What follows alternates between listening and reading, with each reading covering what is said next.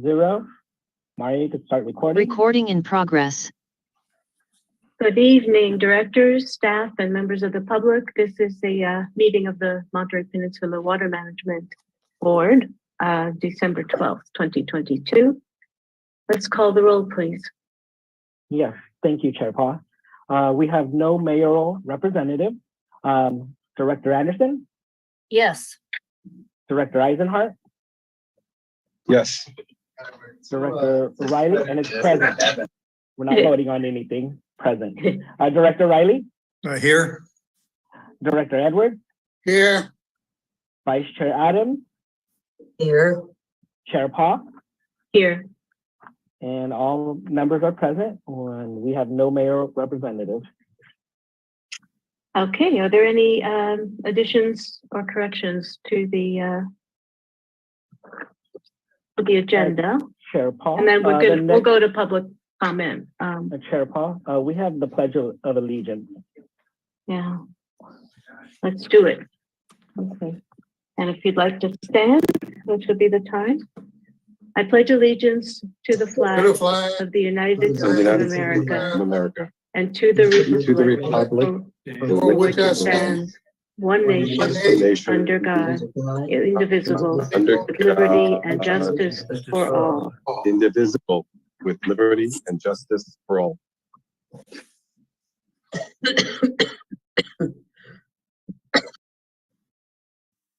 And now we're going to swear in our directors for this coming term.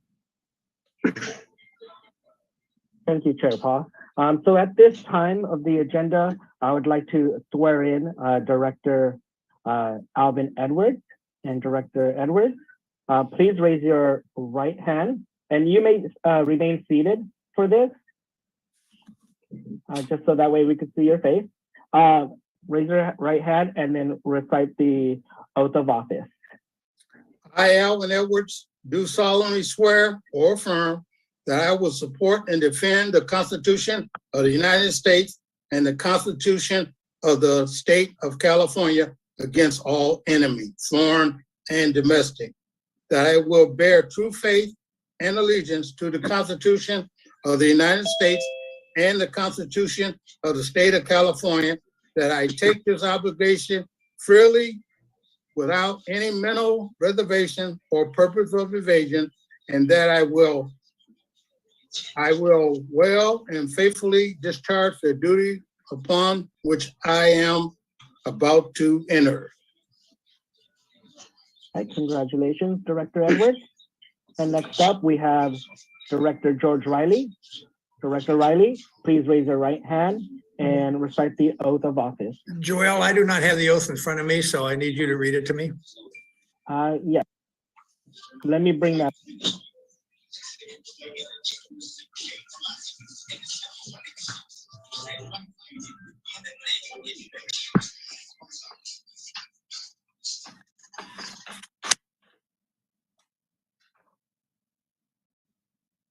All right. I state your name. I, George Riley, Do solemnly swear or affirm do solemnly swear or affirm that I will support and defend the Constitution of the United States and the Constitution of the State of California that I will support and defend the Constitution of the United States of America and the State of California against all enemies, foreign and domestic, against all enemies, foreign and domestic. that I will bear true faith and allegiance to the same, I will bear true faith and allegiance to the same, that I take this obligation freely that I take this obligation freely without any mental reservation without any mental reservations or purpose of evasion, or purpose of evasion, and that I will well and faithfully, that I will, what? that I Well will and well faithfully. and faithfully I will well and faithfully discharge the duties upon which I am about to enter. discharge the duties upon which I am about to enter. Congratulations. Thank you. And next up, we have Director Eisenhart. When you're ready, please raise your right hand and recite the oath of office. Yes. Thank you. I, Mark Eisenhart, do solemnly swear or affirm that I will support and defend the Constitution of all enemies, foreign and domestic, that I will bear true faith and allegiance to the same, that I take this obligation freely without any mental reservation or purpose of evasion, and that I will well and faithfully discharge the duties upon which I am about to enter. All right, congratulations. Thank you, Director Eisenhart and Chair Paul. Yes. Thank you very much to the three of you for serving and for serving two of you yet again. And now, General Manager, any changes to the agenda? Nope, you're muted, Dave. Yep, no, there are not. Okay, thank you. And this is the time in our meeting for oral communications. Anyone wishing to address the board on the consent calendar, closed session items, or matters not listed, specifically listed on the agenda? This is the time. All right, I'll go ahead and screen share.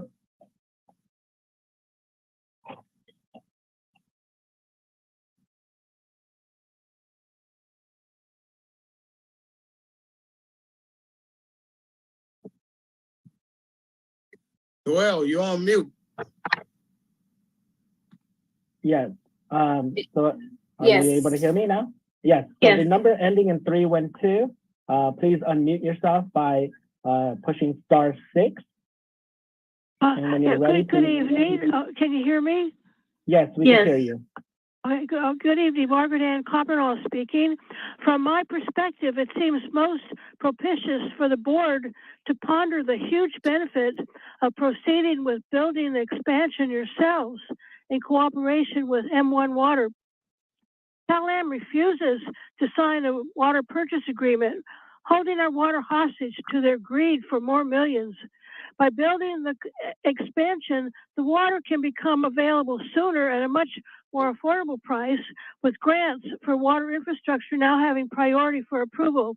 If you build the expansion infrastructure now, that action would probably garner favor for construction loans and enhance the buyout process. Cal-Am, according to published sites, gained $1 billion this past year, yet they never have enough, which is the kernel problem with addictive behavior. It will never be enough. Please consider building the expansion now without waiting any longer for Cal-Am to request more hearings and make more demands. That is their strategy for stalling so they can negotiate their way to Coastal Commission condition fulfillment. In my opinion, it would be a mistake to wait any longer to start the construction and delivering the needed water to the ASR. Congratulations to Board Directors Edwards, Riley, and Eisenhart. We are surely blessed by your election to the board.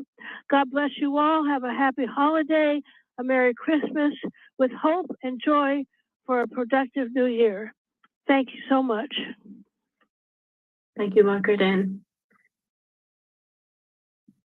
And next up, we have Susan Schiavone. Susan, when you're ready, please present your comment. Hi, I just want to welcome back Mr. Riley and Mr. Edwards. Thank you so much for running again, and to especially welcome Mark.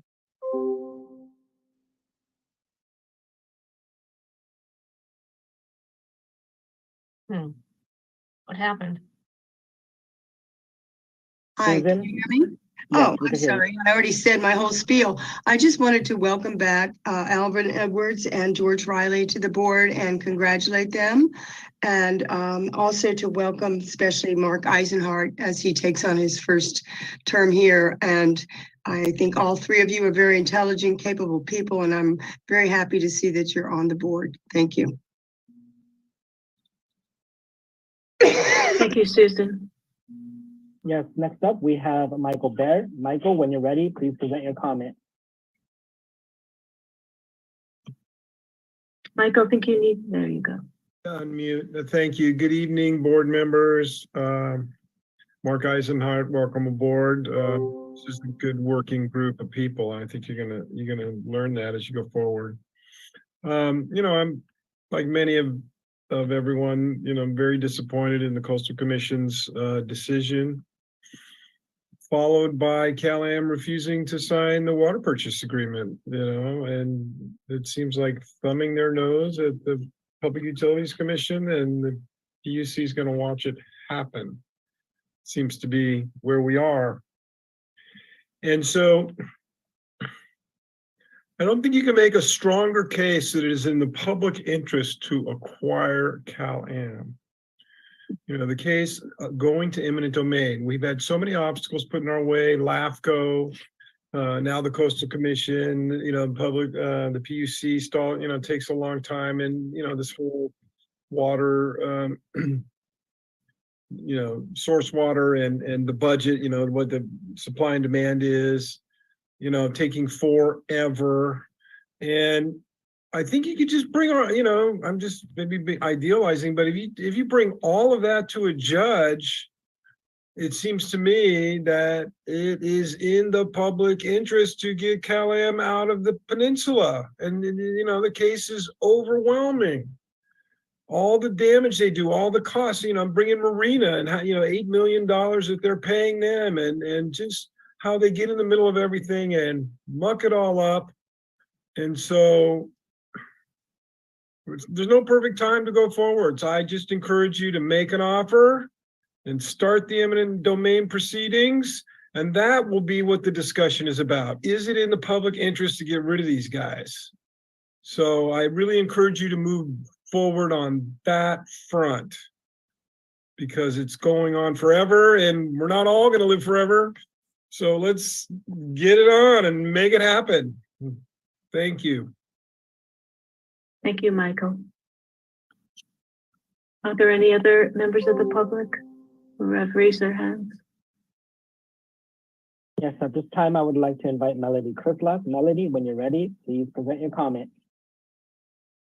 Melody Krislak, Public Water Now. So just for the public record, probably a lot of the public listening don't know what Cal-Am has actually done here in refusing to sign this approved water purchase agreement. They originally asked, the pure water monitor expansion will cost, in the neighborhood of $60 million to build. And Cal-Am originally asked for $81 million in additional money for pipes and wells infrastructure to deliver the water. The CPUC came back and said, no, maybe 40 million is realistic. And then somehow Cal-Am badgered them up to 60 million. So they've already gotten 75% of the $81 million they were asking for. And now they're asking for another 24 million. This is just greed, plain and simple. And it's extortion. I mean, they are literally saying, no, you can't have any water until you pay us. And I don't know what the CPUC will do. None of us do, really. I mean, I would hope that they will compel Cal-Am to sign this. I realize that they could, since it was filed as a complaint, but I don't know that they will.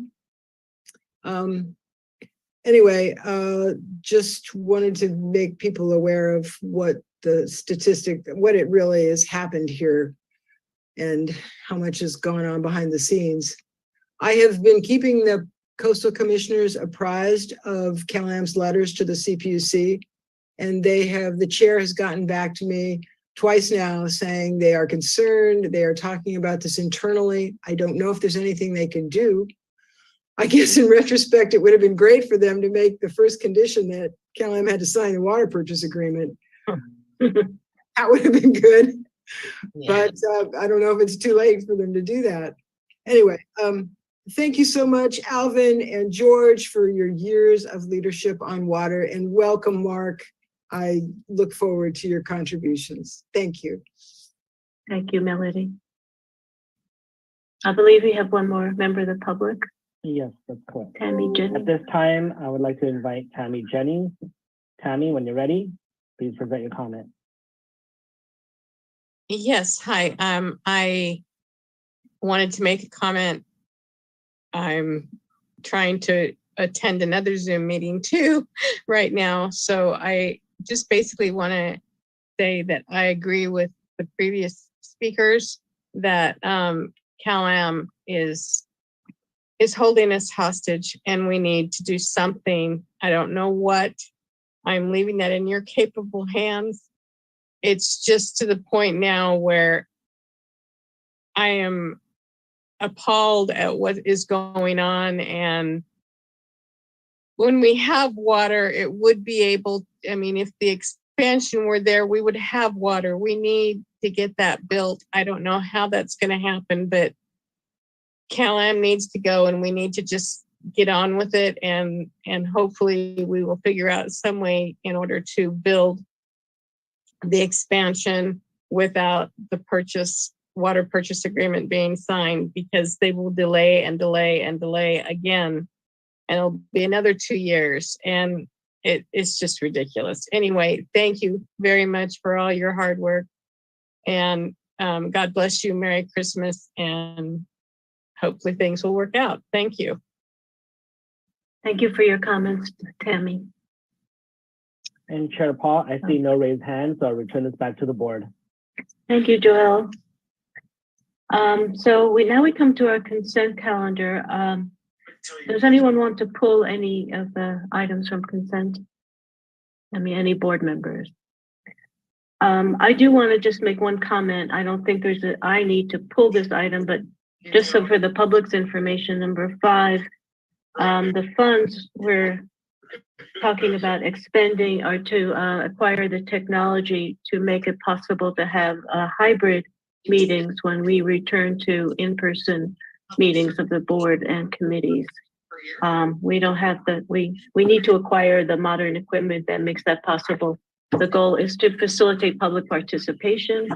For some people, coming in person is feasible. For some people, it's difficult. And we hope this way to make it as convenient as possible for everyone who wants to participate. Does any member of the public wish to pull any item from the consent agenda? If so, please raise your hand. Chair Paul, I see no raised hands. Okay, let's have do we have a motion to adopt the consent calendar? I'll move to approve consent. Mary Adams. Thank you. Thank you. Supervisor Adams, and someone I'll second second that? it. Thank you. Director Edwards, roll call vote, please. Director Anderson, Yes. Director Eisenhardt, Yes. Director Riley,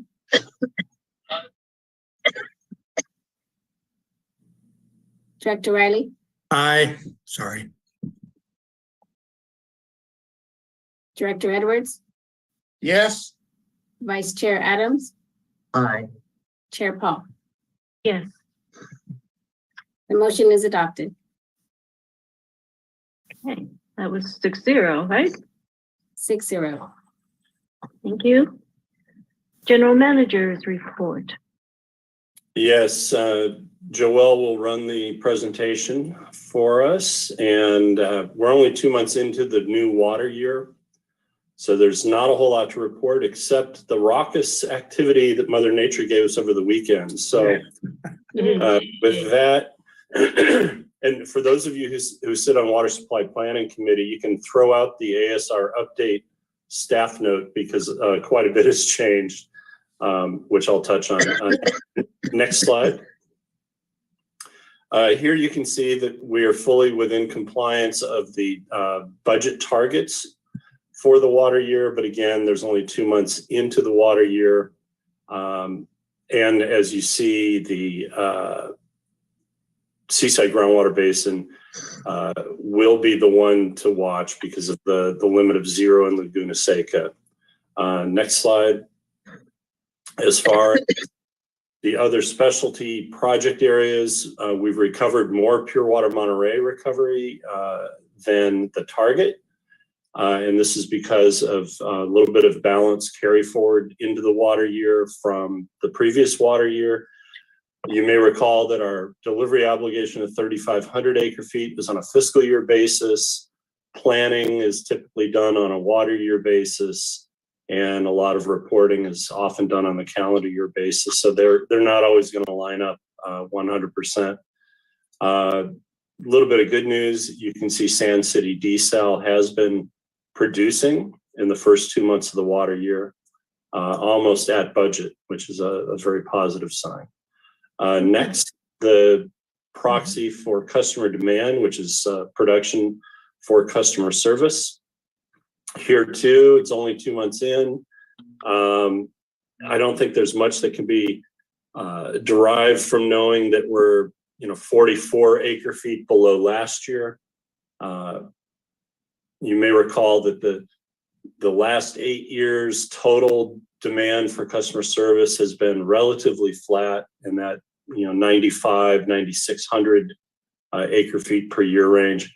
And it's just too early to tell to make any conclusions for the current year. Next slide, now things get a little interesting. Rainfall totals for November were pretty much on average. One of the things that bothered me at the Coastal Commission hearing was when the table was set by Secretary Crowfoot, and he went on to say, as we enter our 4th year of drought, new water supplies are so important. And he completely missed a common element of water supply planning, and that's local conditions. Humboldt County is not the same as San Diego County. The Monterey Peninsula is not the same as Yolo County, and so forth. We have not entered a 4th year of drought. In fact, we just declared it to be drought because we finally closed our 2nd dry year, or critically dry year, in a row on September 30th. As we begin this new water year, you can see November was normal, and December is going to prove to be above normal. Let's go to the next slide, please. Here you can see the San Clemente rain gauge. What's really fabulous is that we had 2.7 inches on Saturday and 0.9 inches on Sunday. So about 3.6 overall at San Clemente, and we're already at 7.9 inches at San Clemente. At Los Padres Dam, we had 3.7 inches on Saturday and 1 inch on Sunday, and we're at 10.2 inches total at Los Padres. And so what you can see from this next chart, and again, it's not to get all excited about, but the orange dashed line shows that through the first 2 months and current is we're on track to be a normal and very close to being above normal. Now, the reason I say don't get too excited is last year turned out to be a dry year, yet we had all that rain in December, and it was enough to refill the entire Carmel Valley alluvial aquifer, which is a positive. But anyway, nevertheless, I would say to Mr. Secretary, don't count your drought years until they're hatched, and we'll wait and see how this year goes as a rainfall type. And then finally, stream flow lags, and you can see October and November are way behind historical averages. You can fully expect December to catch up. Los Padres Dam filled Saturday night and spilled on Sunday and reached 2,000 cubic feet per second at Highway 1 Sunday morning. You got to watch it almost in real time on our website. And the lagoon breached naturally for one of the very few times in recent memory. Last time it was natural was the winter of 2016-17. But typically it's county employees out building a artificial channel, and then a little baby breach happens, which then allows the lagoon to exit to the ocean. At this point on Sunday morning, it was rollicking. The lagoon, I believe, remains breached. I'd have to go check that, but I don't think it's closed itself up yet. And so what we're seeing here in the very first month is aquifer storage and recovery started today with some flushing to the back pit. There was a whole lot of new learning that had to take place with the advent of the parallel pipeline in terms of which pipe's going to be routed which way and which valves do that work, but they were on it today. And we'll have the first water down the hole, so to speak, injection scheduled for tomorrow. So the single rain that we had likely may only get us 6 to 8 days of injection. And all of that will be focused on ASR wells number 1 and 2 for injection. But we also see about 7 days out in the forecast more rain potentially. So hopefully that gets extended. You may recall last winter we began, I believe it was roughly the 15th of December, could have been the 17th.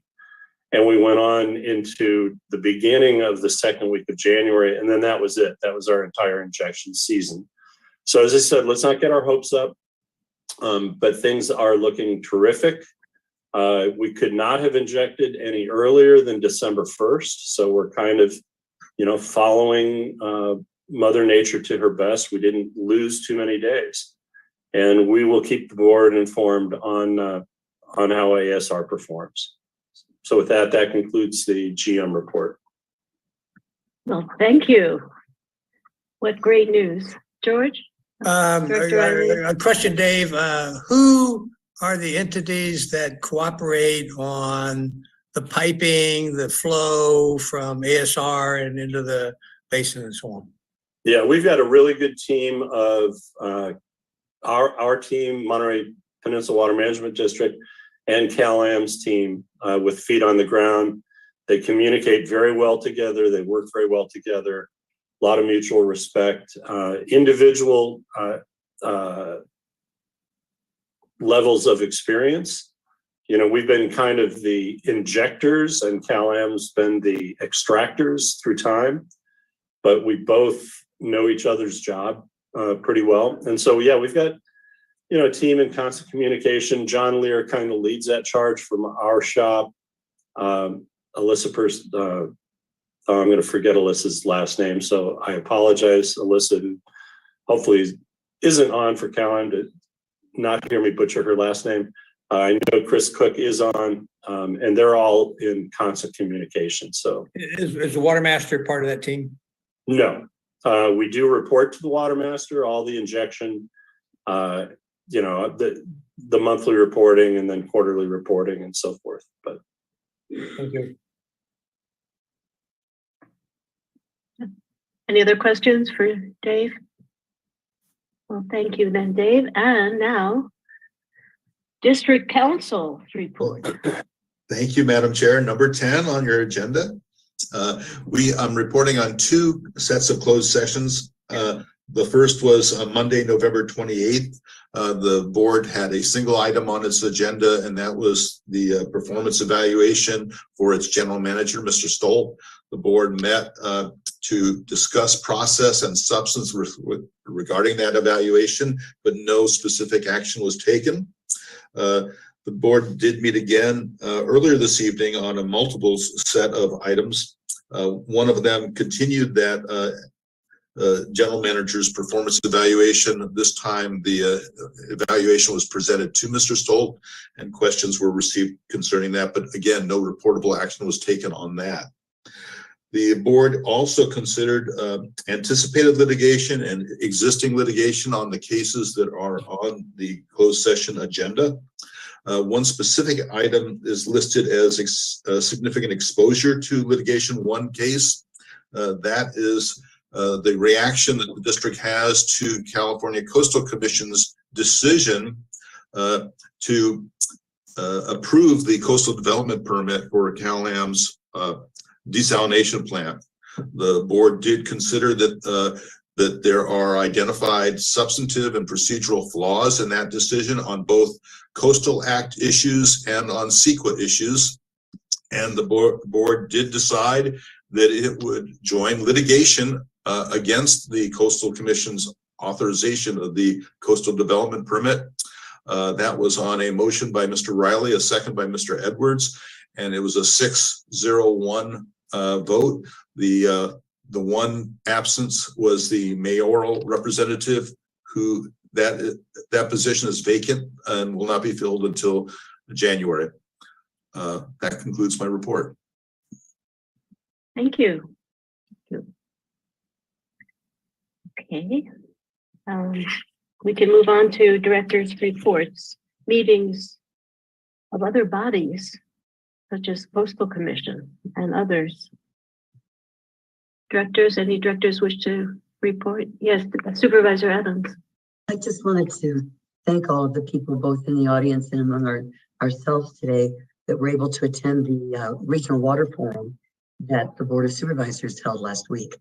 It was terrific to have Tim Quinn, who is the former head of the Association of California Water Agencies, talking about the work that he's doing over in the San Joaquin Valley. And it helped us to take a look at some potential funding sources for some facilitation that could be pursued by one or more of the groundwater sustainability agencies to move forward with just kind of looking at what we have as far as issues and what we can do to work together more collaboratively to address some of the issues that we've got, like seawater intrusion and lowering groundwater levels and all of the other things that we have. So I just wanted to be sure that I had an opportunity to thank everybody who was able to attend. Director Riley. Yes, I attended, and I appreciate, Mary, what you've been able to do this past year by getting the discussion in public and across the board for all the varied interests. So I was glad to see that. I also attended the Coastal Commission meeting, which was an exercise in longevity or something. I also listened to the PUC discussion of that issue on water purchase agreement. Also, there was a water master meeting about 10 days ago or so. They're still wrestling with how they're going to treat and prepare for the kind of saving this Salinas Basin because there is an overdraft problem and they're trying to sort out what it is. There's going to be a lot more discussion of this in 2023. I also went to a realtors meeting, which was kind of strange, but interesting. And the meal was fine, but nothing bad to report.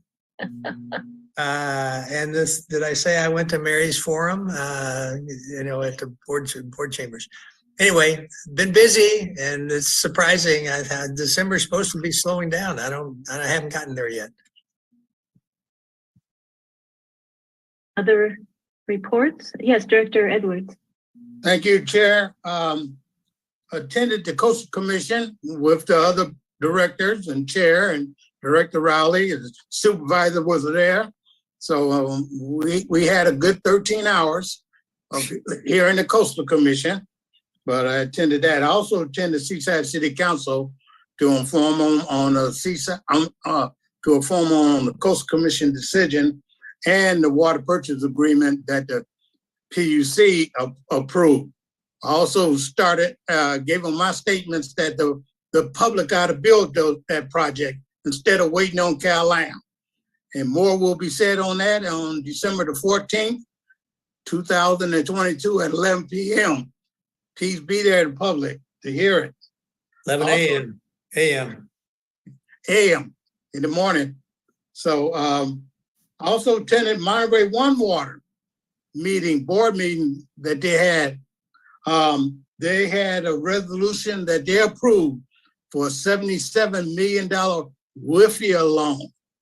And they're waiting on a water purchase agreement to be signed. That don't seem like it's going to be signed. So the district, I hope, will move forward on that on the way. I attended the water master meeting. It was in public. They had an in-person meeting.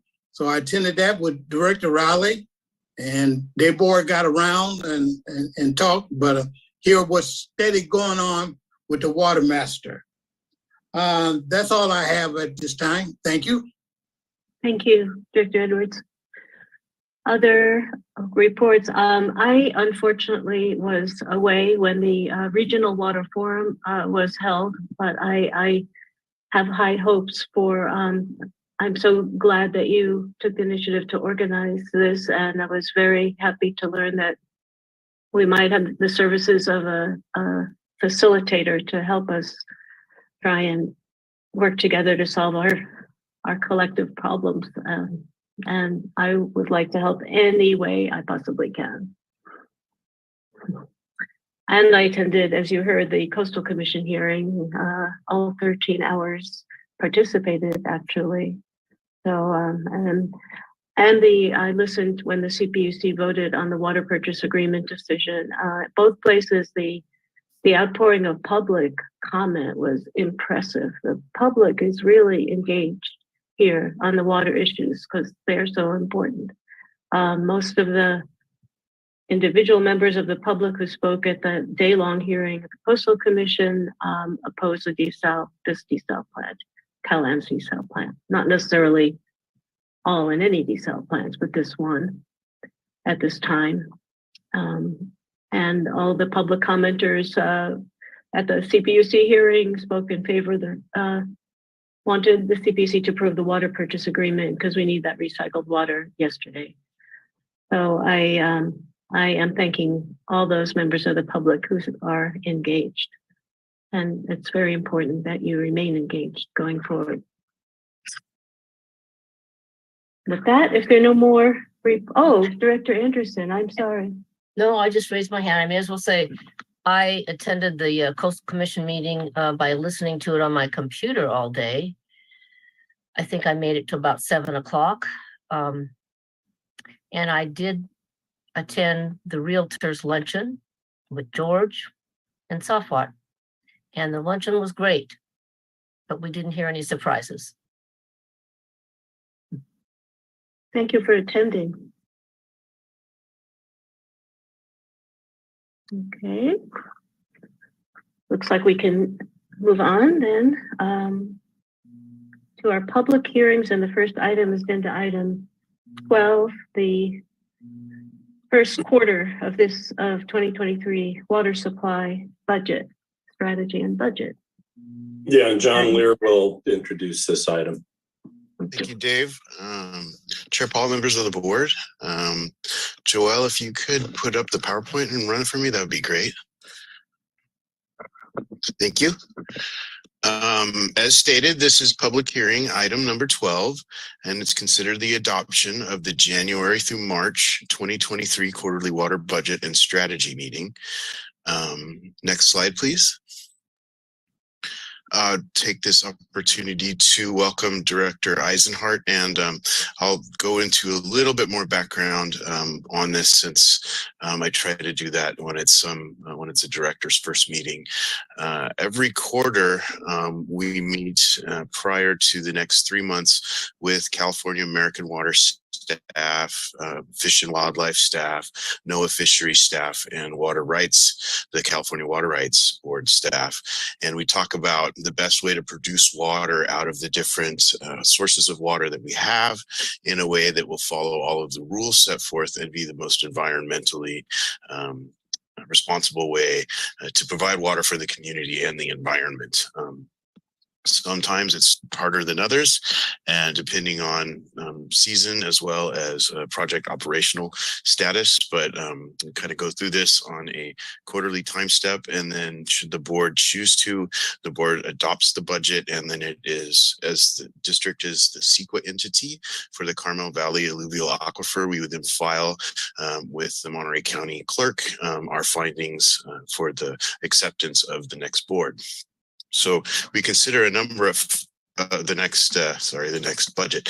We consider a number of factors when we go into each quarter, as namely what time of year it is, what projects will be operating, and what the predicted climate is. So we look to NOAA And we see here that we are just on the verge of equal chances, maybe saying slightly less. And so this is a climate predictive model. But what we can take from this is that we should use a normal type water year for the next 3 months to try to plan. So if we are to get rainfall, we will have the facilities operating that would be able to capture it, namely the wells to produce water out of the Carmel Valley and the wells to inject water in the Seaside Basin. Next slide, please. There are a number of rules set forth that are State Water Resources Control Board orders. The first number refers to the year that the order was adopted by the State Water Resources Control Board, and then, of course, the number of the order that it was. These orders set forth many rules on how water is to be produced out of the Carmel Valley alluvial aquifer and how much water can be produced out of the Carmel Valley alluvial aquifer, namely, talking about producing less water and in the lower river during the summertime, and setting the limit to the entire water year 2023 to 3,376 acre feet. For the next quarter, we want to plan for ASR. We're entering this water year with about just over 1,300 acre feet in storage. So the quarterly water budget group decided to leave this balance in storage and use in the summer of water year 2023 if there's necessary drought relief needed. And currently the in-stream flows are being met and injection has been initiated, as Dave stated. Table 13 is a water right that Cal-Am holds. It allows diversion of water from the river to direct use by the communities that are Carmel Valley and Carmel. And so that's just a little over 3 acre feet per day when in-stream flow requirements are being met. So those are currently being met as of yesterday and today. And then the group decided for Pure Water Monterey operations to recover the same amount of water that was to be injected in Q2 of water year 2023. And as Dave stated a few times, in the winter time, there's more water available for injection. So injection will turn up slightly. So you will see slightly larger numbers predicted for recovery of Pure Water Monterey in this January to March budget. Next slide, please. So we made a number of assumptions that throughout the water year 2023, all of the Seaside Basin coastal subareas native groundwater belonging to Cal-Am through the adjudication decision will be recovered by them to shift as much pumping away from the Carmel River as possible. We assume that ASR, should we bank it, will be stored with the rest. It's already in storage, and then will be evaluated in 2023 in the summer if drought relief is necessary to tap those reserves to protect the river. We assume that all recovery of Pure Water Monterey will be equal to the injected volumes over Q2 in 2023. And this quarterly water budget was developed on December 5th, 2022 by the quarterly water budget group, which is the district, Cal-Am, California Department of Fish and Wildlife, NOAA Fisheries, and the State Water Resource Control Board. Next slide, please. So this is the way that the budgets are broken down by month across the top, and then source, and namely starting with the Carmel Valley alluvial aquifer, and it's grouped into upper and lower subunits of wells. The production out of the Carmel Valley alluvial aquifer is primarily slated to come out of the lower valley wells. Should no ASR take place, it's assumed that we will shoot for the target of 225 acre feet per month to meet system demand. And should we get a normal ASR year, we would expect to produce 230, 320, and 345 acre feet per month for January, February, and March over this quarter. Table 13 is that other water right for allowing diversion to demand consumption, and that would be the 38, 52, and 0, totaling the bottom number should we have a normal water year to meet customer demand and to supply the water projects. We would expect to produce 493, 597, and 570. Shifting to the Seaside groundwater basin, We would expect to recover 350 acre feet at the bottom of pure water Monterey per month, which would match what was injected. A projected 25 acre feet per month from Sand City. And then showing banking of ASR. So this would be ASR coming out, not going in and being injected. And then the rest of the demand that's projected on the system would be met by the coastal sub areas and the native pump and the pumping of the native groundwater set to CalAm by the seaside adjudication. Totaling all of these together for water projects and system demand, we get 1,002, 1,028, and 1,110 for the months of January, February, and March. Next slide, please, Joel.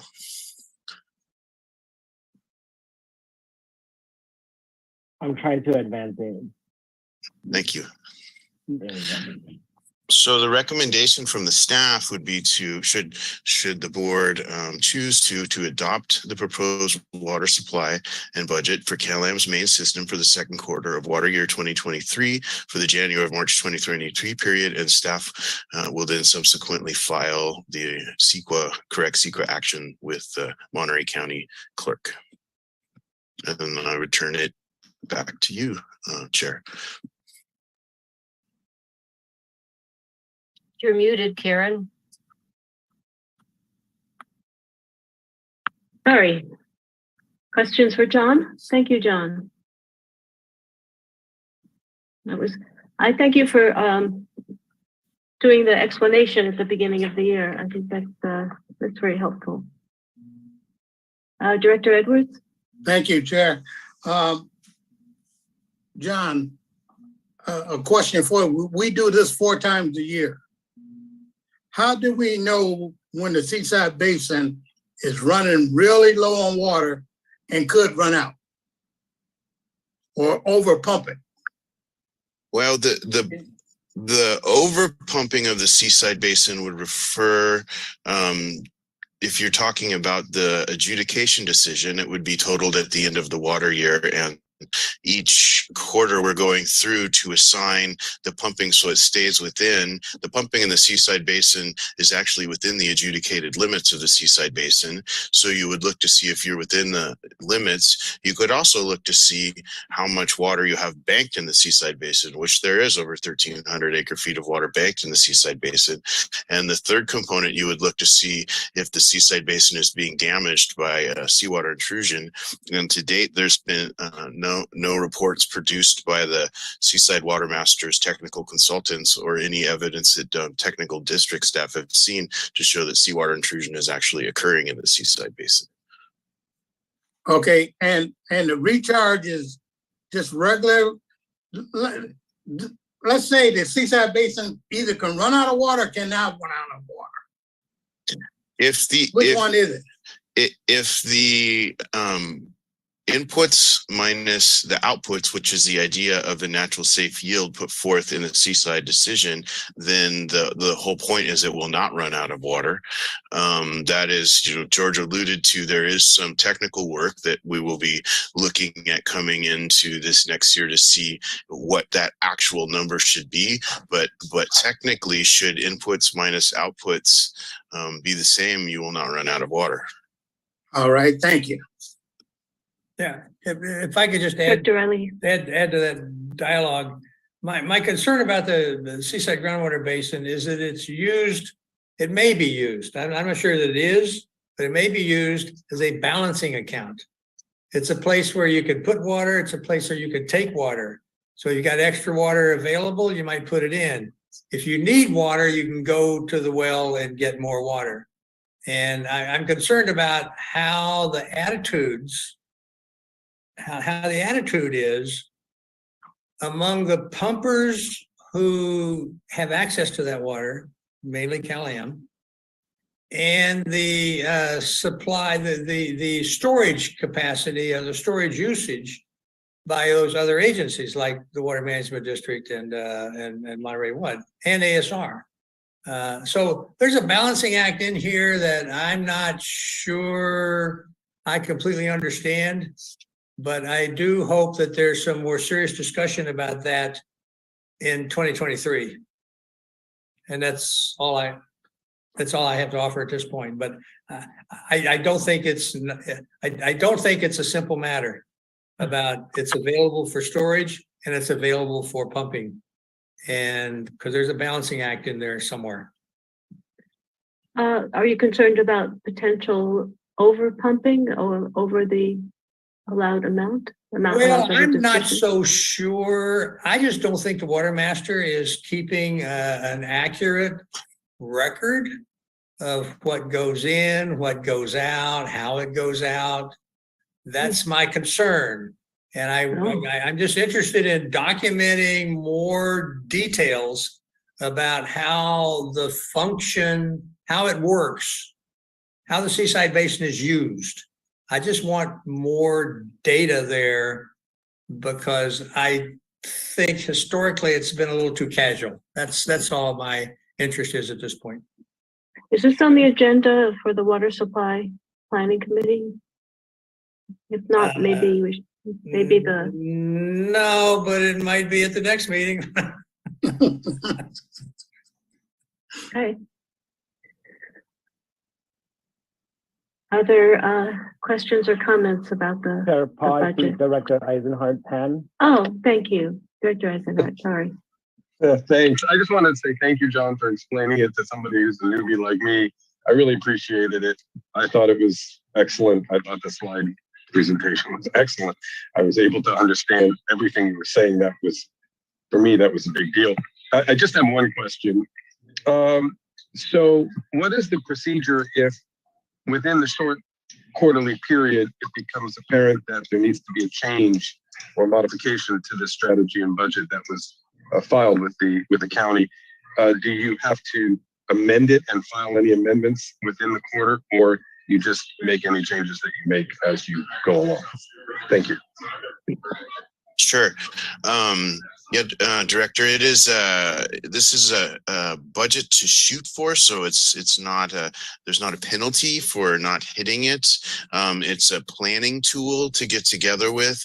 We discuss where the water is to come from. So when we say Lower Karma Valley, we're actually talking about a group of wells. Same with Seaside, a group of wells. Should mechanical things happen that force things different, then at the next quarterly water budget, it would be recognized what happened, and then the next quarterly water budget would be adjusted to account for that. So this is a planning tool to which the regulators get to participate with the regulated entity, and there has not, in my knowledge, been kind of a punitive action that's come out of this process, nor is it ever amended, really. Great, that answers my question. Thanks. Yes, it confused me at first too, that when I realized, oh, this is a planning tool. And yes, was there another comment? Okay, I do not want to miss any more raised hands. So is there a motion to I move approve approval. A second.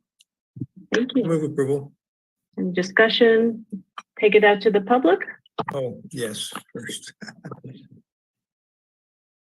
Chair Paul, I see no raised hands. Okay, thank you, Sarah. Then let's have a roll call vote, please. Director Eisenhardt, Aye. Director Edwards, Yes. Director Anderson, Yes. Director Riley, Aye. Vice Chair Adams, Aye. Director Paul. Yes, Motion passes 6-0. thank you. And thanks again, John, for your report, your good report. Item 13. Who is going to present? Yeah, items 13 and 14 are somewhat related. Many years we leave them on the consent agenda, but it's important to bring it out and highlight it every few years. With that, Suresh Prasad, your CFO, will be delivering these two items. Thank you, Dave. Good evening, Chair, members of the board. Good evening, Suresh. So tonight, by the way, I want to say congratulations to the returning board members and also congratulations to Mark Eisenhardt for new director. So tonight's item is to receive the pension reporting standards, government accounting standards board statement number 68, which is the accounting evaluation report for on pension formula. And Joel, if you would bring my slideshow, please. I have a series of slides, and hopefully at the by the time I'm done with the slides, it'll all make sense. Next slide, please. So established in 1984, the Governmental Accounting Standards Board, which is also commonly referred in our accounting world as GASB. It's the independent private sector organization that establishes all the accounting and financial reporting standards for state and local governments in the United States. And it is to follow the generally accepted principle, which is also commonly referred as GAAP. Next slide, please. So in June 2012, GASB approved a new reporting statement, which was GASB statement number 68, and it was to be implemented by June 30th, 2015. And what it basically did was it wanted all the agencies to report the net pension obligation on the financial statement. So basically, until June 30th, 2015 statement came out, the pension obligation funds were not reported on the balance sheet. So if an agency had, about $100 million of liability obligation, that was not reported on the financial statements. It was, however, reported on the disclosure statements. So basically, if you would pick up a financial statements, go through the entire financial statements, at the end of the financial statements, you would have the disclosure statements. So it was always reported on the disclosure statements. But what GASB wanted is they wanted it to be on the balance sheet. So the district did comply with that, as any other agency would have had to comply with it. We became compliant in 2014-15 financial statements. We started putting the net pension obligation numbers on our financial statements. Next slide, please. And the reason why we are obligated to do that is because we provide our pension benefits to employees through CalPERS. For classic members prior to January 1, 2013, if the board members remember, there was a PEPRA reform in 2012. And so it said anything prior to January 1, 2013, the classic member formula stays, but then PEPRA reform did a change in pension formulas for new members that entered service after January 1, 2013. And so that formula change, the classic was 2% at 55 formula for PEPRA members, which was the new employees. The formula changed to 2% at 62. Next slide, please. And so what it basically done, what the pension obligation does is you have sort of like a total pension liability, and that's basically what's accrued, the benefits through the service date. So if we are doing a reporting on June 30th, 2022. So what the actuarials at CalPERS do is they look at all of the service earned through June 30th, 2022 and say, okay, this is what your total pension liability is. Next slide, please. Then what they do is they also look at the fiduciary net position, which is sort of like the assets. So what they say is, how much have you contributed towards the system? And what CalPERS does is without contribution, they invest that into the market itself. And so the market fluctuates, does good, does bad. But at the end of the day, again, they go to June 30th, 2022, the measurement date, and they look at it and say, okay, this is how much asset you have on books. And so you have your total pension liability, you have your fiduciary net position. And then what they do is they calculate the difference, which is a net pension liability. So that's what needs to be reported on the financial statement. So basically you have your assets, and you have your liability, total liability, and the difference of that referred to as net pension liability. And that's what shows up on the books. That's what we are required by GASB 68 to report on the financial statements. Next slide, please. I'm trying to advance the slide. Give me a second. So then turning our focus onto our net pension liability for the district itself, the section shaded in or with highlighted around with a red box, that's the numbers. The measurement date is June 30th, 2021. CalPERS is always a year behind, but what they do is they take the measurement date, they do all of the calculations, then they do a rollover. So they are reporting us that number that I'm showing there, $3.5 million, that they are saying that that's the $3.5 million net pension liability obligation. is as of June 30th, 2022. However, the measurement date they used was June 30th, 21, a year behind. So that's why it's a little disconnect, but I have to, for disclaimer purposes, I have to show the measurement date. I can't say that that's actually the calculation date. So the measurement date is an important date that we have to report on. So I've showed 3 years of NPL here. If you look at June 30th, 2019, it was $5.5 million at that time. June 30th, 2020 reporting date, which was again for fiscal year ending June 30th, 21, was a little over $6 million. It was about a $500,000 change from 2019. But if you look at June 30th, 2021 measurement date, which is again reporting for June 30th, 2022, it has a significant drop, about $2.5 million drop in the NPL. And one of the biggest reasons for that change is if you look about 3 lines down, you'll see the investment rate.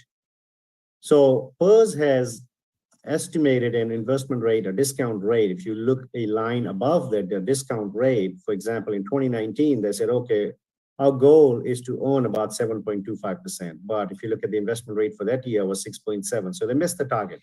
And so obviously, if they missed the target, the fund has not done so well, our assets has not done so well as what the expected rate of return was. So there's going to be a little change in NPL, which basically will bring our pension obligation a little bit higher. Then if you go to measurement date of June 30th, 2020, you'll see the discount rate, PERS had reduced the discount rate to 7% because they were missing the target. It started with 7.75% of the discount rate, and every year they've been kind of like adjusting that. Their goal was to get to 6.8%. So in 2020, the discount rate at 7%, you look at the investment rate, which was 4.7%. They missed the target by about 3%, or actually 2.3%. So again, the fund did not do so well. But then now, if you go to measurement date of June 30th, 2021, you'll see the discount rate at 6.8%. That's what their goal was, always to have a discount rate at 6.8%. But if you look at the investment rate of return, it's about 21.3%. So they did tremendously well fiscal year ending June 30th, 21. And so that's why you see the big significant change in the NPL. So the net pension liability obligation, I just wanted to point out, it always fluctuates. I mean, it's never to say that it's always going to go up or it's always going to go down. I mean, depending on how the market does, you will always see either upward trend or a downward trend. So if you see, we started about 3 years ago, net NPL at $5.5 million. Now we are reporting on our books about $2 million less. It's $3.5 million. And also the funding status, if you see, it started with like 73%, it was hovering about 73, but now with a big jump, our funding status all of a sudden is about 81%. So it's always going to be a fluctuated number. One of the good things on the GASP 68 is that they are telling us how to report the numbers, but there is no requirement for funding it. So basically the $3.5 million, they have left it up to the agencies, how they want to address that, whether they want to address it. There is no requirement to address it. District has been proactive in doing that, what we have done. Next slide, please. So this does describe the change in liability. Basically, it says the discount rate changes from 7% to 6.8% for that measurement date. And then the change offset by the investment rate of 21.3% against expected 6.8. So what I had just said, I had a slide on that. So next slide, please. Total net investment return, what we are showing here is on the left side, you'll see the last 5 years, what CalPERS actually earned on the rate of return. And then on the right-hand side, you'll see 3 years, 5 years, 10 years, 20 years, and 30 years. So you'll see what PERS goal is. They wanted to keep the discount rate at a 20-year average rate. And so you'll see the 20 years mark is about 6.9%. And that's why the discount rate is at 6.8%. That's what they wanted to do, keep it at 6.8. So just showing some statistical numbers as to how PERS rate of return are doing over the last 5 years and also over the last 30 years on average. Next slide, please. So this is where I was talking about being proactive. What has the district done? So what we have done is we have created a reserve to address the unfunded pension. Beginning 2018, 2019, we started setting aside $100,000. It wasn't much at that point, but you can imagine adding $100,000 to the budget every year adds up. So since then, as of June 30th, 2022, we have about $400,000 set aside for that towards the unfunded pension liability. Our goal is to continue doing that every year. With every budget cycle, we are including about $100,000 set aside towards the unfunded portion of that liability. So as I had mentioned, there is no requirement to fund it, but we are being proactive, wanting to make sure that we are setting aside money that at some point, about 10 years from now, 15 years from now, if you add just $100,000 a year, that will add up to about 1.5 in 15 years. So in 10 years, it's about $1 million. So we still want to continue doing that, setting aside some money to address the unfunded pension obligation, and then also continue doing the GASB 68 standards, what's required in terms of reporting the numbers.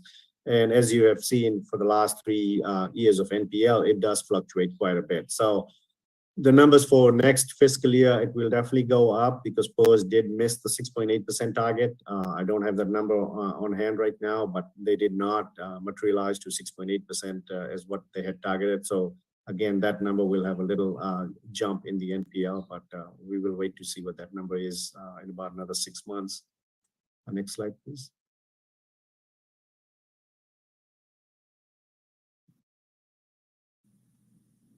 No, stuck. So the recommendation is to receiving the pension reporting GASB statement number 68, which is the accounting valuation report. There is no other action required apart from just receiving the report. And that concludes my presentation. Yeah, and I just want to add to Suresh's presentation that when you compare last year to this year, plus our balance in they're discretionary, they're not trust funds, but almost $500,000. If you apply that $500,000 against our obligation this year is about 1/2 of what it was last year. So when you hear members of the public or others start to make statements about certain liabilities that the district's carrying, this is why sometimes it's not in your interest to go out and establish a trust fund or to do a borrowing, what's typically called a sidecar borrowing of pension obligation bonds.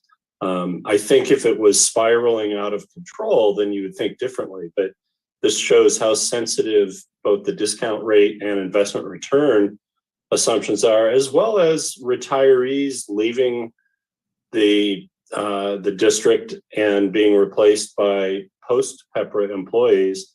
That liability is not expected to grow nearly as much under post-PEPRA. So there's so many variables at stake, but I think both the actions that Suresh recommended and that the board took to set monies aside, as well as just the constant reporting of this number and making sure you understand this number is very important. But this is not a bad place to be for 1 year until we see what happens next year. So with that, I'll give it back to the board. Thank you, and I appreciate the two of you, keeping your eyes on this and recommending a course of action that's responsible and reasonable and feasible. And we'll continue to look to you to suggest the amount that that you think it wise to contribute every year towards the pension liability. Yes, Director Riley. My question is about how much is being set aside compared to how much is actually being paid into PERS. Is there an annual payment? Is it subject to our choice about when we pay in? What's the relationship of what the liability is compared to what we are saving for or actually paying in? So it's totally two separate process, Director Riley. So the paying of the current year benefits plus the prior year service accrual benefits, so that's calculated by PERS. So they have two different rates. One is the unfunded liability rate, and so that's like a lump sum payment, and they give it to you two options. They say either you pay monthly and they charge you 6.8%, now 6.8% discount rate, so they charge you 6.8% interest. Or if you pay at the upfront of the fiscal year on July 1, then you save that 6.8% interest, you just pay a lump sum. So that's one payment. The other payment they calculate is the current year service period earnings. And so that's a percentage of the payroll. So we as a district, we have to make those two payments to PERS. And so that goes into what I had referred to as the total value of the assets. So basically what they do is they put that into the asset, they do their own investments. And so that gets offset when they calculate the NPL. So the liability is basically what's remaining. What they've done is they've calculated and said, okay, if all your employees were to retire on that measurement day, this is how much benefit PERS would have to pay over the remaining of the employees' lifespan. And so based on that calculation, they say, okay, your asset, what you have contributed to PERS so far is X number of dollars. And so that's what the NPL, the net pension obligation liability, becomes a number that goes on our books. They say, okay, if everybody was to retire on that given date, the measurement date, this is what the district's NPL obligation is at that date. It's a snapshot. Well, my question is, are we paying in or are we just accumulating in order to cover our needs later? Are we paying in on a regular basis? So we paying what's required contribution under PERS. We are paying that. There's no, we have to pay. That's our obligation. That's our current obligation. Okay. Yeah, in my experience, some public agencies have gotten into trouble because of their exposure. But also then when there's a crash or whatever happens, a lot of employees leave and then suddenly they make a big claim and then suddenly you're kind of scrambling. And I just didn't want us to be potentially in a scramble area if we can manage it with some contributions as we go along. Yeah, that was the Superfund era about 20 years ago when agencies, we have NPLs right now, our pension obligation, our funding status are less than 100%. But about 20 years ago, agencies were super funded. They were over 100% funded. That's when PERS gave agencies options and said, hey, you don't have to pay for your current year obligation if you don't want to, because you already are 100% funded. And so agencies were not paying into funds at that point. And I think some agencies got in trouble, agents with bigger NPL amounts. Yeah, I'm a little old school. Okay, thank you. So the $100,000 per year actually goes into two CalPERS and reduces our pension line? No? No, that's with the district. That's at the discretion of the board. So far we've accrued $400,000. That's actually at the board discretion. It's kept internally. Oh, we can use that to buy water. Yeah, and we do the same for the next subject, which is OPEB. So we do 100,000 for each. So at the end of this year, we'll have a $500,000 in each account, but it is discretionary. When I mentioned trust funds earlier, you can actually set up a trust where you can't get back at those monies at any point in time. And they're just dedicated to the pension obligation. Occasionally, not frequently, we've seen points in time where the trust actually exceeds the pension liability, or it could. But anyway, none of these numbers are so big that we're very worried about them. Well, thank you for clarifying. Director Edwards? Yeah, thank you, Chair. Do y'all feel we need to set up that trust? Because if I can get at it, I will try. But do you think we need to set that up? Or should we keep it open like that? Yeah, it's not recommended at this point, Director Edwards. Say again? It's not recommended at this point. We'd like to keep it at the discretionary level. Okay, I'll talk about using it on 14th. Okay, thank you. I'll receive the report. Is there a second? Yeah, I second. Thank you. Let's check to see if there are any member of the public that wants to comment on this item. And if not. Yes, and as a reminder to our members of the public, if you would like to make comment on this matter, please raise your hand. Chair Paul, I see no raised hands, so I return this back to the board. Thank you. Let's move on to the related item. Do we want to take a vote before we move on to the next item? Good point. It's getting late. Okay, no, that's Shoot. perfectly fine. Director Edwards, Receive, yeah, approval. Director Riley, Aye. Director Anderson, Yes. Director Eisenhart, Aye. Vice Chair Adams, She said yes. Vice Chair Adams. Yeah. Yes, okay. Chair Paul, Yes. the motion passes on a vote of 6 ayes, and we have no mayoral representatives. Right. And, You.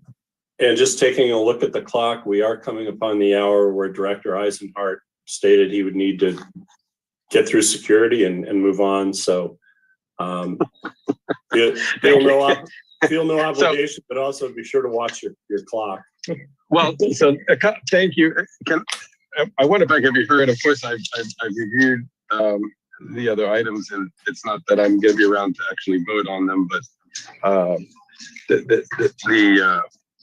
just for comment, the proposed schedule for meetings as well as the elected officers, I happen to support.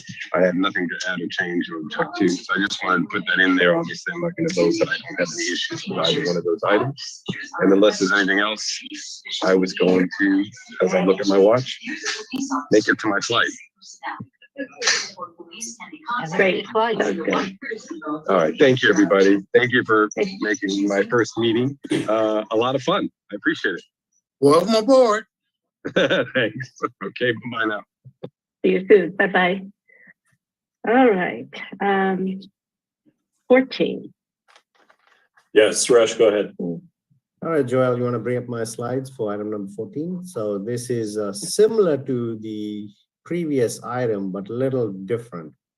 So this report is to receive the GASP statement number 75, and this is the accounting and financial reporting for other post-employment benefits. We normally refer that other post-employment benefits as OPEB. Next slide, please. So again, I won't go over this slide. This is same thing, just describes when GASP was organized and all that. So in July 2004, this is prior to GASP 68, much earlier than GASP 68, and this is actually how GASP 68 originated from, was the GASP 45 and GASP 75. So in July 2004, GASP issued statements number 43 and 45 for financial reporting requirements for OPEB. And so that was to be implemented by 2009-2010 financial year. And what that did was basically what they wanted us to do was just to record the current year OPEB obligation. So they said, okay, calculate on your current year. So the financial year you're working on in the let's just say the implementation date was 2009-2010. So what they said was, if you are working on a current fiscal year, figure out what your obligation is for that current year, and then report only that portion of the obligation. So if you would have accrued the benefit for that fiscal year, let's say it's just like one, whatever the portion for that current year is, and then whatever your assets are for that current year, then only report the current year net obligation on your financial statements. Nothing to do with prior year obligation. You just keep adding on every year what your obligations are. So that's what GASP 45 was. We did comply with that in 2009, 2010 financial statements. Next slide, please. And then in June 2015, they wanted to make our lives complicated. They issued GASP statement number 75. And so what they did was they revised the prior reporting requirements for OPEB.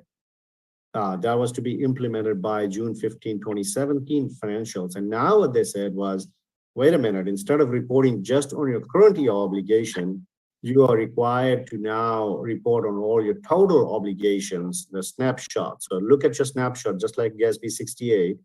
Look at your snapshot and say, okay, how much liability has been accrued, how much you have booked as assets to offset against the liability, and now report your total net liability obligations. And that was to be to go into compliance with the 2017-2018 financial statements, and we did comply with that. Next slide, please. And the one reason why we have to report on the OPEB obligation is because the district provides healthcare premium to retirees. We do have two tier employees, tier one employees, which again, when PEPRA came about, district also took proactive action and negotiated through the MOU. So anybody prior to July 1, 2013 being hired, they have the tier one benefits, which is if you have less than 15 years with the district when you retire, your retiree medical benefit premium is going to be $540 a month. That's fixed. If you spent more than 15 years with the district and if you retire, in 2021, that number, the retiree healthcare benefit number was 1,332. That's escalated 3% each year. So I'm giving you a 2021 number, but you can imagine that number keeps going up every year by 3%. Tier two employees, so anybody hired after July 1, 2013, regardless of the number of years, service years you have with the district, the retiree medical benefit is fixed at $540 a month. So this is the reason why we have to do the OPEB calculation and report on our books, because we are providing a other post-employment benefit to the employees. And so we have to report what our obligation is, and we have to report on the financial statements what our obligations are. Next slide, please. So again, similar to on the PERS side, the OPEB liability, that's basically, again, taking a snapshot. We have to hire actuarials that actually do this type of calculations. They look at the measurement date. With this one, it's not a year behind. They actually do the measurement date when it's required. So for our financial statements ending June 30th, 2022, the actuarials went in, looked at the numbers, the snapshot as of June 30th, 2022. So they look at all of the obligations from the OPEB liability. So they basically look at the demographic employee data and say, okay, let's assume all of these employees are going to retire. So as of today, the snapshot, how much benefit has been accrued. And so that's what that OPEB liability number becomes. Next slide, please. Then they look at the fiduciary net position and say, okay, if there's any actual amount of assets held in the pension trust fund or a plan that we have, then they take that into account. In district's case, there is no plan. We don't have a asset set aside. We are only doing a side fund. So that's not considered a fiduciary net position, or that's not considered as a market value of assets. That's basically just considered a side fund. So then they look at the net pension obligation, which is basic liability, which is basically just the difference between the total liability and the FNP, which is the net position, and say, okay, this is what your net pension, net OPEB liability obligation is as of that measurement date, which is again, that snapshot as of that date. So next slide, please. So they did the calculation for June 30th, 2022, and they came up with a number which is a little over $5 million. I am reporting the last 3 years of OPEB liability. As you can see, that number has been creeping up a little bit by about $500,000 each year. But that's because there are some different changes. They look at the healthcare trends. They look at the discount rates, which is basically the market rates, what's being dictated. And then also we are reporting our the sidebar fund, what we have been setting aside. So as you can see, 200,000 was about 3 years ago. And then last year was 300,000, and fiscal year ending June 30th was 400,000. So the funding status, if you look at that number, the second last line up, you'll see that number keeps going up. Again, our goal is to keep building on that side fund, 100,000 each year. It doesn't sound much, but when you add that over a period of time, just imagine if we would have been doing this thing 20 years ago, we would have already had $2 million, over $2 million on the books. And so that would have been offset against that liability. So we don't expect that number to change too drastically, because keep in mind, this is assuming that everybody that's hired today, that they will all retire with the benefit. We have had over the last 10 years, we've had employees that retire, and about 30% of the retirees or 20% of the retirees have not utilized the benefit. They've just said, you know, we've got other better benefits where either they are moving out of the country and they don't want to take the benefit, or they've got the benefits with somebody else from the household, like husband and wife, and so they are not taking on the district benefit. So it's not mandatory that everybody takes that benefit, but if they do, then it does adds up to the district's liability obligation. So for our calculation purposes, we cannot assume that everybody's not going to take the benefit. We have to assume everybody does take the benefit. We've also had employees that have actually left employment and went on to other places of employment. So if they don't retire from the district, that benefit doesn't materialize. So again, it's just a snapshot that's saying, what would happen if everybody was to retire from the district and take the benefit. Next slide, please. This slide describes the change in liability, what happened, why the 2022 numbers went up by about $500,000. So the discount rate did change, it went up, which is actually a good thing. When the discount rate goes up, it's actually counting a better rate of return. And then the other one is the net change between the current year expense and the contribution. So here, what they do is they look at the census data, they look at the premiums, they look at the healthcare trends, and then also what had been missed in the prior calculation was district also provides partial Medicare Part B reimbursement. This is something that was not captured in the previous calculations. So they also had to make some adjustments for that on this calculation. So all those cumulatively, that's what brought the number up by about $500,000. So we don't anticipate that number to grow significantly because, as I had mentioned, there are going to be employees that leave employment. Also, the new employees, if let's just say somebody leaves and somebody else replaces them, remember we have tier 2 employees now. Anybody hired after January 1st, 2013, they're on the reduced benefit plan. And so that does help with the obligation as well. So it'll hover around that number. We don't, like I said, we don't expect to see a big jump in that number, but our goal is to keep pumping $100,000 into the sidebar fund. Also keep in mind that the current year obligation, like all of the retirees, we have about 14 retirees so far. We are paying on a pay-go basis. So when they are turning in the reimbursements, we are paying those directly out of cash, out of the current year budget.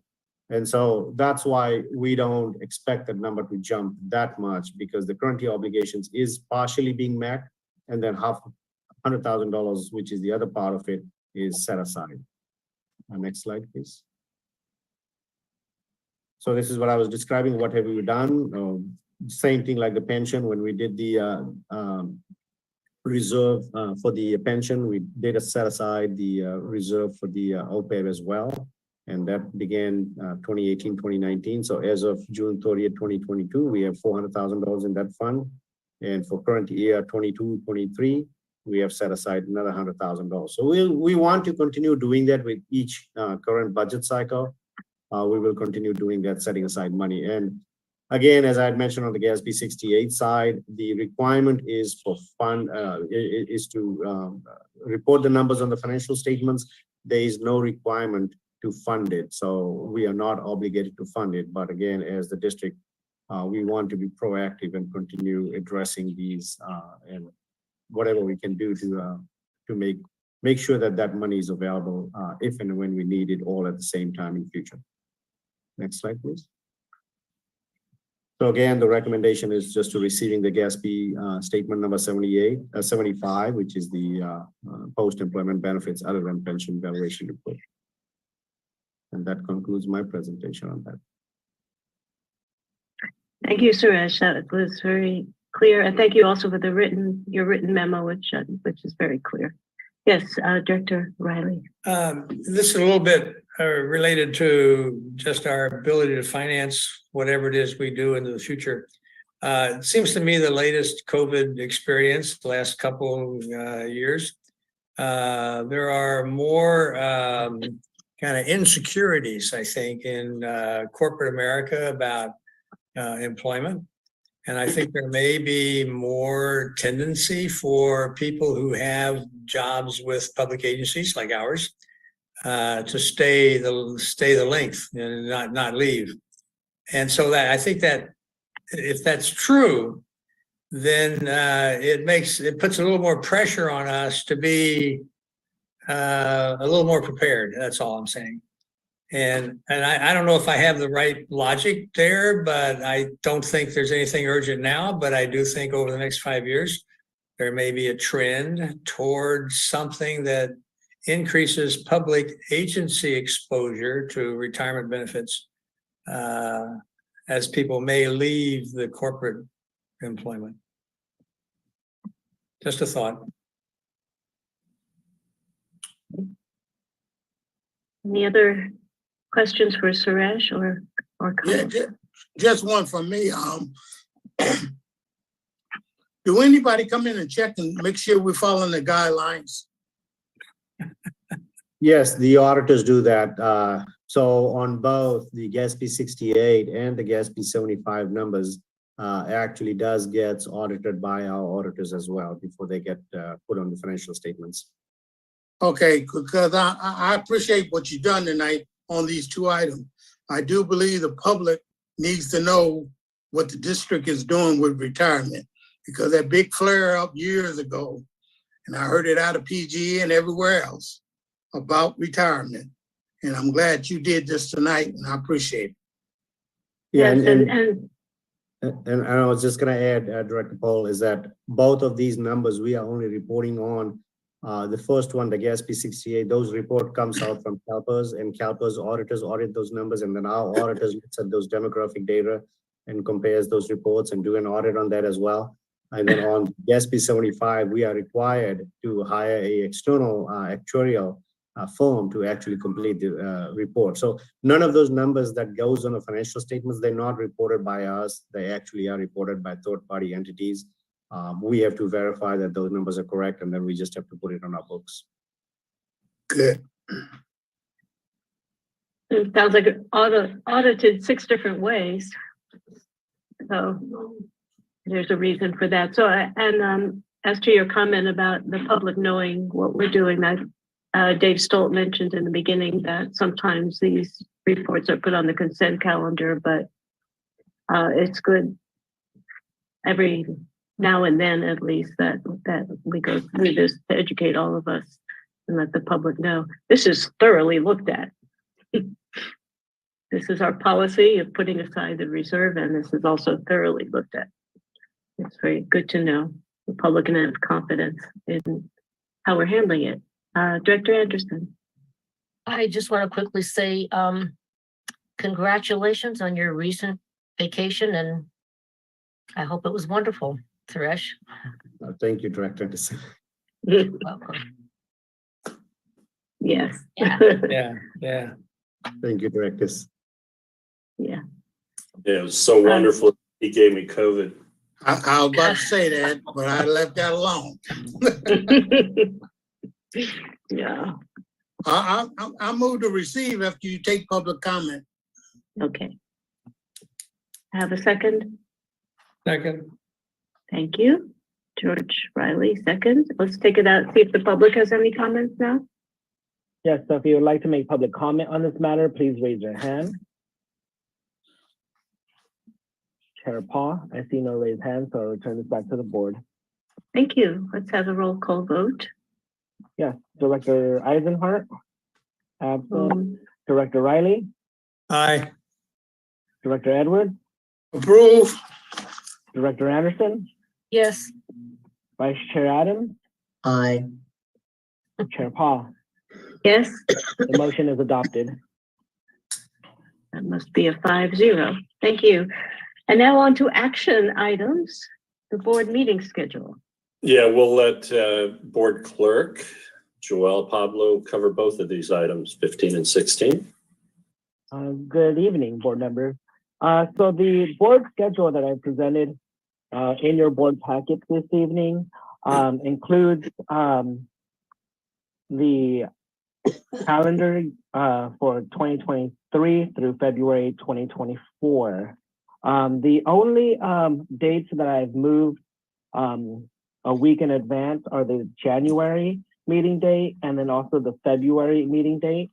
So I hope those 2 dates works for the entire board. So the original schedule that was approved by the board as of last year originally set the first meeting of the year to Thursday, January 26th, I believe. And we went ahead and moved that up to January 23rd. And then the same thing goes with the February date. That February date was originally scheduled for February, I want to say the February 23rd, 2023, and we moved that up a whole week to February 13th.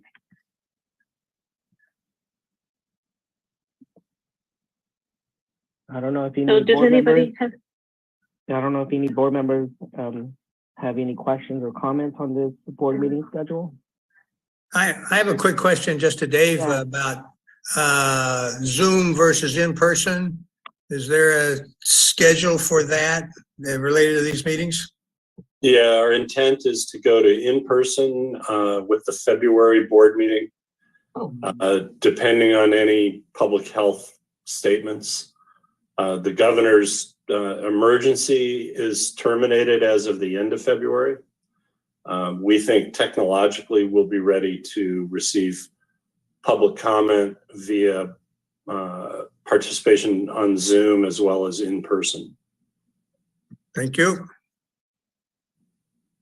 So any issues about the dates, the board schedule? Just a reminder, when we need to show up in person, that would be nice to put on the from Joelle. Old habits. And committee meetings. I don't think we've decided when. Are we going to go back to committee meetings in person in February also? I thought we were gonna keep them all Zoom. Yeah, the only, so technically our Finance and Administration Committee is a Brown Act committee. So it's going to be subject to re-regulation back to normal. But the other committees will have the option to meet via Zoom. Okay, so. Yeah, I think when we get a new chair and vice chair seated after item 16, that'll be a subject of conversation. Okay, that makes sense. All right, so do we have a motion to adopt this schedule? So moved. Thank you, Mary. Second, I'll second it. And let's have a roll call vote. I am assuming, maybe wrongly, that we don't have public comment on this board schedule. Right, so if you have any public comment on item number 15, please raise your hand. Chair Paul, I see, actually, nope. Nope. I see no Okay. raised hand. All right. Let's vote, please. Director Edwards, Approval. Director Riley, Aye. Director Eisenhart, absent. Director Anderson, Yes. Vice Chair Adams, Aye. Chair Paul, Yes, the motion is adopted. very good. And our last action item is the election of officers. And as you know, staff is recommending following the usual rotation, and which I support. And I'm going to go ahead and do you have anything you want to say about it, Dave, or it's pretty? No, we'll either need nominations for chair and vice chair or just simply a motion to follow the board rotation as described in the staff note. Yeah. Well, I was going to just move that we follow the recommendation of the staff note, which includes, of course, besides chair and vice chair, the secretary and treasurer, which sometimes gets forgotten. So that is my motion. Is there a second? You got a second. I'll Thank second you. it. Thank you. So any discussion or questions? Well, Any I members? got a question. I mean, I got a comment. When is it appropriate to thank Karen for a wonderful year of leadership and keeping us on track and being stimulating in the discussions? and making a huge positive contribution to our process last year or this year at the end of it. So I don't know when it's appropriate to make that comment, but I did. Well, that's very generous of you. Well, you George, did. you know, people always say, oh, it's a group effort, but boy, is that really true here? It really, I feel like so much support from staff and council and fellow board members every step of the way. And the public. So I really has felt like I felt support and help from all of you all along. Very good. And the chair when Chair Edwards was chair, which was my first year, and I was vice chair. He's a good mentor. Thank you. And I want to say my thank you for next month when they give you your gavel. So, you know, I don't want to stretch it out, but I appreciate everything you've done. All right. You've done a good job. I'm proud of you. Thank you. And I look forward to passing the baton, and we'll have great leadership next year. I know it. I agree there too. So let's vote on the motion. Director Eisenhart, absent. Director Anderson, Yes. Director Riley, Aye. Director Edwards, Yes. Vice Chair Adams, Aye. Chair Paul. Yes, The motion is adopted. very good. And that leaves. Mary's got her. Congratulations to our new chair-elect, vice chair-elect. And we're going to get you out of here at a decent hour, I think, Supervisor Thank you. Adams. I didn't want to say anything until I was formally elected, but I must tell you, you will be one hard act to follow. And the only reason that I could possibly accept the chair of this is because you indicated you'd be right there for me. And I so value that. You've brought such clarity to the board meetings. You know, you just have such a depth of knowledge that, as I said, you're going to be a tough act to follow, my dear. And I wouldn't be able to do it without you, as they say. And knowing who I have right behind me, who'll have my back, Amy Anderson. I'm going to follow both of you. Very, very happy about that. So I'll wait until the gavel is handed over officially to make my real remarks, but I just wouldn't want the evening to end without knowing how much I've appreciated all the work that you've done this year. Through a very difficult time, you've really been a stalwart. It's been a pleasure as well as a great learning experience. And I feel the praise is way more than I deserve, but I do really mean it when I say that if any way I can help in the coming year, and there probably will be, please, ask for help if you think I can help with anything. Thank you. Everybody heard that, right?